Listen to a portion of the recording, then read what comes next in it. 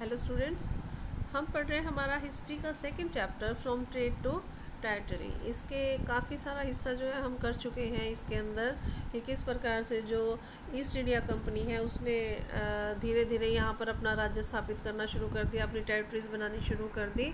ठीक है, तो अब हम आगे हमारा जो नेक्स्ट पार्ट है वो पढ़ेंगे। और आज हम पढ़ेंगे हमारा जो टॉपिक है वॉर विद द मराठास की, जो मराठास थे उनके साथ जो लड़ाई हुई थी वो पढ़ेंगे।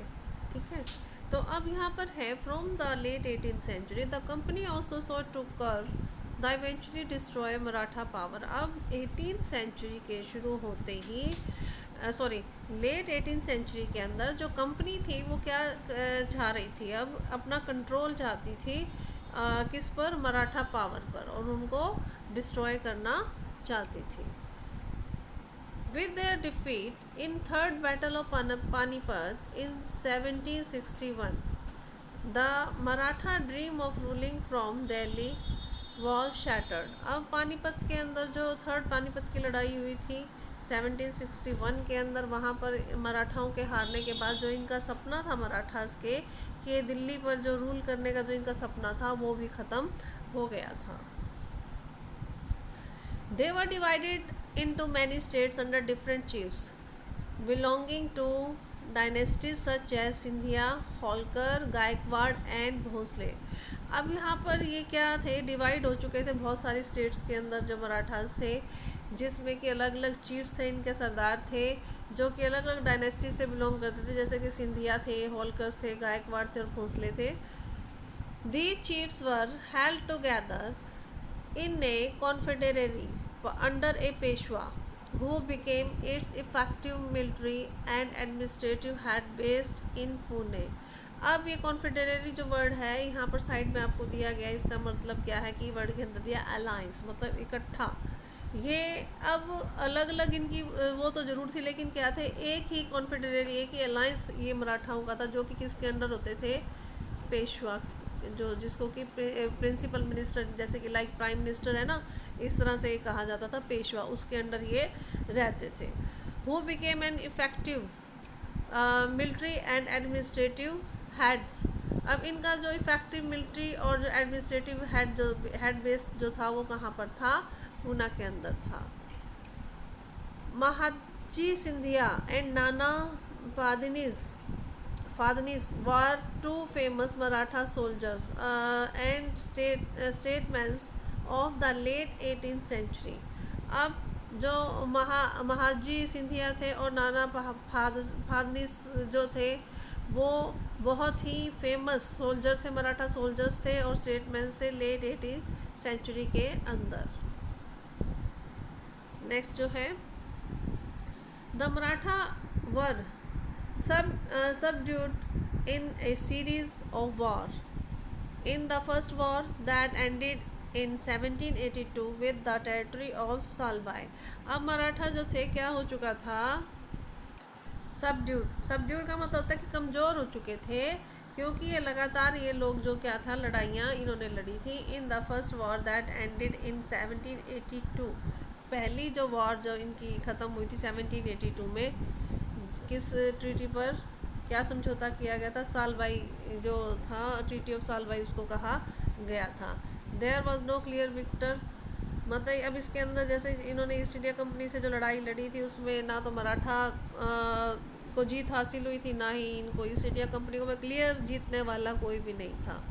और जो सेकंड एंग्लो मराठा वॉर जो हुई थी 1803 से लेके 1805 तक जो चली थी, was fought in different front, अलग अलग फ्रंट पर लड़ी गई थी ये, resulting in the British gaining Orissa. इसका रिजल्ट क्या निकला कि ब्रिटिश जो थे इन्होंने कब्जा कर लिया था उड़ीसा पर, और जो टेरिटरीज थी नॉर्थ की और यमुना रिवर के आसपास की, जिसके अंदर आगरा और दिल्ली भी शामिल थे। मतलब अब ये वाला जो हिस्सा था सारा यमुना के आसपास का, आगरा, दिल्ली, उड़ीसा, ये सारा ब्रिटिशर्स के कब्जे में आ गया था। Finally the third Anglo Maratha war of 17 to 19 जो थी वो लड़ी गई थी 1817 से लेके 19 तक। क्रश्ड मराठा पावर, इससे मराठाओं की पावर को एकदम ख़त्म कर दिया गया और जो पेशवा थे उनको रिमूव कर दिया गया। और उन्हें कहाँ पर भेज दिया गया, सेंट अवे टू बिठूर, जो कि कानपुर के पास था। उन्हें बिठूर में भेज दिया गया जो कि कानपुर के पास था, पेंशन देकर। मतलब पेशवाओं जो जैसे कि प्राइम मिनिस्टर लाइक पेशवा जो पहले उस समय बने हुए होते थे, मुख्यमंत्री टाइप से ये होते थे, तो उनको पेंशन पर वहाँ पर भेज दिया गया। The company now had complete control over the territories south of the Vindhyas. अब जो ये कंपनी थी उसका पूरा का पूरा कंट्रोल हो चुका था पूरी टेरिटरीज पर, जो कि साउथ के अंदर विंध्या के पास की जो टेरिटरी थी उस पर सब पर इसका पूरा कंट्रोल कंपनी ने अपना बना लिया था। नेक्स्ट है हमारा द क्लेम ऑफ पैरामाउंटेंसी।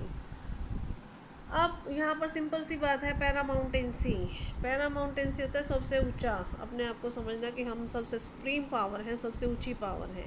तो अभी कौन कह रहा था, ये क्लेम टू पैरामाउंटेंसी कौन क्लेम कर रहा था, ये कंपनी ब्रिटिशर्स जो थे यही कह रहे थे कि हम सबसे ऊंची पावर है यहाँ पर। अब यहाँ के राजा जो है हमारे आगे कुछ भी नहीं है, ठीक है।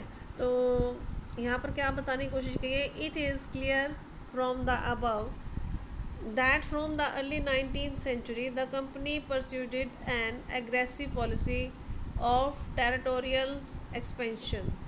कि अब जो ये 19th सेंचुरी के अंदर शुरुआत में जो कंपनी थी इसने बहुत ही aggressive policy of territorial expansion जो थी उसको शुरू किया, जिसके अंदर क्या किया, under Lord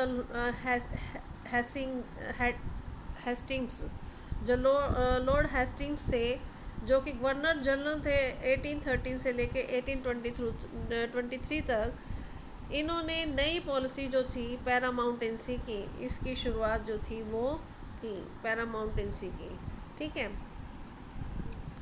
now the company claim that it's authority was Paramount और सुप्रीम। अब इसके तहत क्या कहने लगी थी कंपनी कि इसकी जो अथॉरिटी है क्या है, पैरामाउंट सबसे ऊंची है, सुप्रीम है।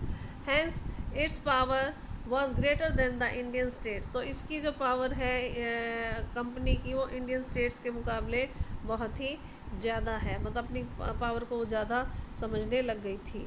इन order to protect its interest it was justified in annexing और threatening to annex any Indian kingdom. इस प्रकार से किसी भी तरह से ये क्या कर रही थी कि किसी को जस्टिफाई करके अपने कब्जे में ले रही थी, किसी को डरा धमका के जो इंडियन किंगडम्स थी उनको अपने कब्जे में ये लेती जा रही थी। This view continue to guide later British policy as well. और यही रूल जो था इनका, इसी तरीके का जो व्यू था वो कंटिन्यू रहा जब तक कि ये यहाँ पर रहे, जो भी पॉलिसी है इस प्रकार की बनाते रहे, उसके अंदर इसी प्रकार का सिस्टम जो था इनका चलता रहा। This process how ever did not go unchallenged. हालांकि ये जो प्रोसेस जिस हिसाब से ये अपनी पॉलिसीज़ को बना रहे थे, ऐसा नहीं है कि इनको किसी ने चैलेंज ना किया हो, चैलेंज तो किया ही होगा, गलत कुछ कर रहे थे तो यहाँ पर फॉर एग्जांपल यहाँ पर एग्जांपल भी दिया गया है। When the British try to annex the small state Kittur, जो कि कर्नाटका के पास है, किट्टूर स्टेट को जब इन्होंने कब्जे में लेने की कोशिश की तो रानी चन्नामन्ना जो थी वहाँ की टुक टू आर्म, उसने हथियार उठा लिए and led an anti British resistance movement, और उसने एंटी ब्रिटिश रेसिस्टेंस मूवमेंट जो था इनका विरोध करना जो था इस तरीके से शुरू कर दिया। शी वॉज अरेस्टेड इन, अभी जो रानी चन्नामन्ना थी इसे 1824 के अंदर अरेस्ट कर लिया गया and died in the prison, और मतलब कि वो जेल में ही उसकी डेथ हो गई 1829 के अंदर। बट रैना ए पुअर चौकीदार ऑफ सांगोली इन किट्टूर, एक मतलब कि गरीब चौकीदार था रायना सांगोली के अंदर जो किट्टूर की जगह थी वहाँ पर, कैरिड ऑन द रेजिस्टेंस, उसने लगातार ये विरोध जो था वो जारी रखा। With popular support he destroyed many British camps and records, उसने पॉपुलर सपोर्ट हासिल किया और क्या किया कि जो ब्रिटिश कैंप्स थे या जितने भी रिकॉर्ड्स हुआ करते थे ज़्यादातर उनको जला देता था, वो ख़त्म कर देता था इनके रिकॉर्ड्स वगैरह सारे। ही वॉज कॉट, बाद में उसको पकड़ लिया गया, हैंग्ड, फांसी पर लटका दिया गया ब्रिटिशर्स के द्वारा 1830 के अंदर। You will read more about several cases of the resistance later in the book, हम बहुत सारे जो विरोध हैं उनको आगे भी इस बुक के अंदर हम पढ़ेंगे, उनके जो विरोध किए गए थे ब्रिटिशर्स को लेकर। नेक्स्ट है in the late 1830s the East India Company become worried about Russia. अब जो ईस्ट इंडिया कंपनी थी 1830s के अंदर, उसे डर किससे लगने लग गया था? रशिया से लगने लग गया था। It imagine that Russia might expand across Asia.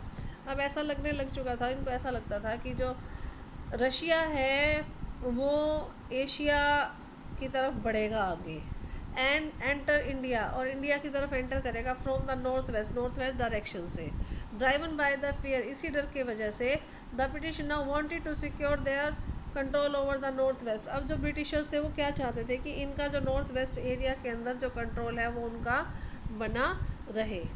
They fought a prolong war with Afghanistan between 1838 and 1842। इन्होंने 1838 से लेके 1842 तक अफ़गानिस्तान से एक लंबी लड़ाई लड़ी and establish indirect company rule there, और वहाँ पर इनडायरेक्ट जो कंपनी का रूल था वहाँ पर अफ़गानिस्तान के अंदर इन्होंने अपना शुरू किया। वहाँ पर Sindh was taken over, Sindh को भी कब्जे में ले लिया जो कि पाकिस्तान के अंदर है। 1843 के अंदर इन्होंने अपने कब्जे में ले लिया कंपनी ने, ब्रिटिशर्स ने। Next in line was Punjab. अब नेक्स्ट क्या था? पंजाब था। बारी किसकी थी? पंजाब को कब्जे में लेने की थी। But the presence of the Maharaja Ranjit Singh held back the company. लेकिन जब तक महाराजा रंजीत सिंह थे तो कंपनी को वहाँ से वापस हटना पड़ा, मतलब पंजाब पर ही जब तक महाराजा रंजीत सिंह जी थे तो तब तक ये किसी भी प्रकार का कोई अपना कंट्रोल नहीं स्थापित कर पाए। लेकिन आफ्टर हिज डेथ, जब इनकी डेथ हो गई महाराजा रंजीत सिंह जी की, कब? 1839 के अंदर, two prolonged war were fought with the Sikh kingdom. तो सिख किंगडम के साथ 2 लड़ाइयाँ लड़ी गई जो थी। Ultimately in 1849 Punjab was enacted. अब जो 1849 के अंदर पंजाब को आखिरकार इन्होंने अपने कब्जे में ले लिया।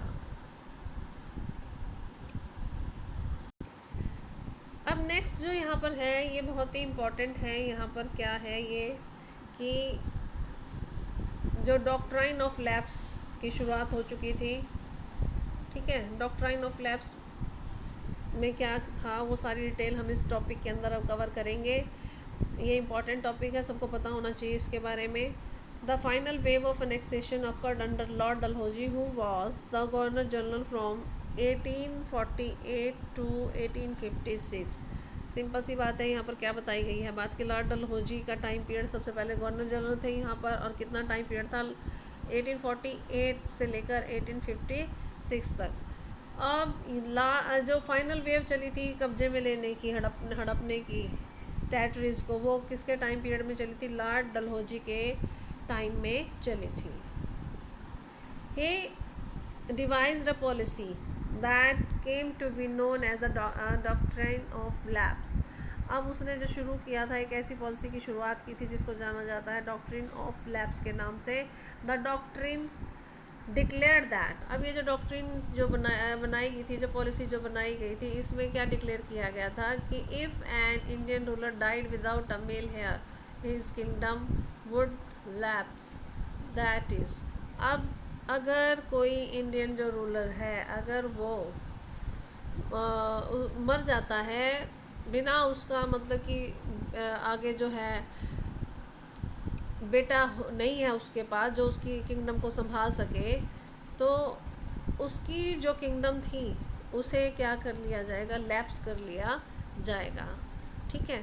That is become part of company territory, और वो जो उसके किंगडम है वो कंपनी की टेरिटरी जो है उसका हिस्सा हो जाएगी। मीन्स अगर उसका बेटा नहीं है, उसका उत्तराधिकारी, उसका बायोलॉजिकल मतलब बेटा नहीं है उसका, तो उसकी जो किंगडम है उसको ये अपनी टेरिटरी में मिला लेंगे, हड़प लेंगे एक किस्म से, ठीक है। तो यहाँ पर क्या बताया गया आगे? The one kingdom after another was enacted simply by applying this doctrine. एक के बाद एक किंगडम को ये जो है डॉक्ट्रिन जो है इसकी पॉलिसी को अपनाते हुए हड़पना शुरू कर दिया। 17 जो सबसे पहले जो थी जिसको इन्होंने अपने कब्जे में लिया था, संबलपुर, उदयपुर, नागपुर और झांसी, जो कि बहुत ही फेमस लड़ाई भी जिसमें झांसी की रानी ने लड़ी थी, लक्ष्मीबाई ने, ठीक है। तो इन सब जो किंगडम्स को इन्होंने डॉक्ट्रिन की जो पॉलिसी थी उसके अकॉर्डिंग लैप्स कर लिया था। फाइनली इन 1856 आखिरकार 1856 के अंदर the company also took over Awadh, जो अवध था उसको भी इन्होंने कंपनी ने अपने कब्जे में ले लिया। The British sorry the time this time the British had an added argument, इस समय ब्रिटिश ने क्या किया, मतलब अवध को हड़पने के लिए एक आर्ग्यूमेंट दिया भी, क्या क्यों हड़पा है। They said that they were oblige by duty to take over Awadh in order to free the people from the misgovernment. उनका ये कहना था कि भाई वो अपनी ड्यूटी कर रहे हैं, क्योंकि वो जो अवध अवध के अंदर क्या था कि उनके अवध के ऊपर मिस गवर्नमेंट हो रही थी, भाई उनको सही तरीके से अवध के अंदर काम नहीं हो रहा था, इस वजह से उन्होंने अवध को अपने कब्जे में ले लिया है। जो अवध का नवाब था वो सही से काम नहीं वहाँ पर कर रहा था।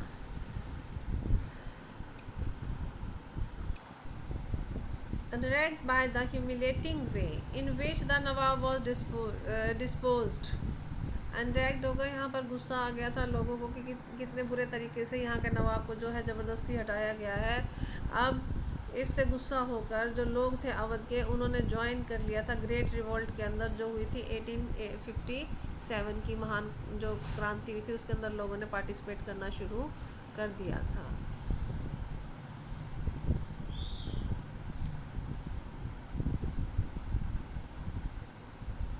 अब है आपका next topic, setting up a new administration. तो इस टॉपिक को जो है हम नेक्स्ट वीडियो के अंदर कवर करेंगे। आज हम इतना ही करेंगे। अगर यहाँ तक किसी की प्रॉब्लम है तो कोई मुझसे समझ लेना। Thank you.